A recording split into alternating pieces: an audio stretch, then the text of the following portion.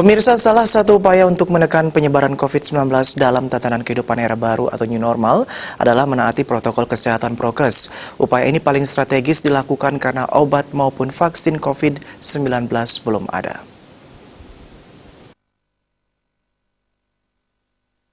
Akademisi Dewa Ayu Hendrawati Putri menyampaikan saat ini seluruh anggota masyarakat menjalankan kehidupan dengan menerapkan tatanan kehidupan era baru atau new normal dan kembali melakukan aktivitas seperti biasa. Idealnya masyarakat jangan mengabaikan himbauan pemerintah terkait protokol kesehatan COVID-19.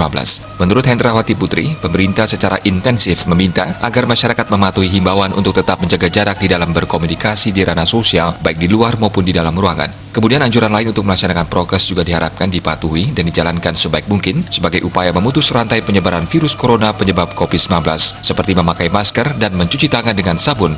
Membudayakan hidup sehat dengan menaati prokes COVID-19 tidaklah sulit. Kedisiplinan masyarakat untuk mematuhi protokol kesehatan yang berlaku harus dijalankan guna menghindari paparan COVID-19, seperti mematuhi protokol kesehatan, seperti menerapkan social distancing jika berada di ranah publik, menghindari kerumunan, mencuci tangan dengan sabun dan air mengalir, selalu membawa hand sanitizer, menggunakan masker, hindari menyentuh wajah, jaga etika saat batuk dan bersin, konsumsi vitamin dan lainnya.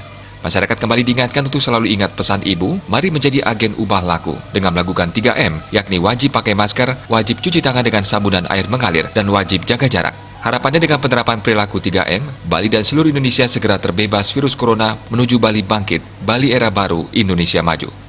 Winata Bali Pos melapor.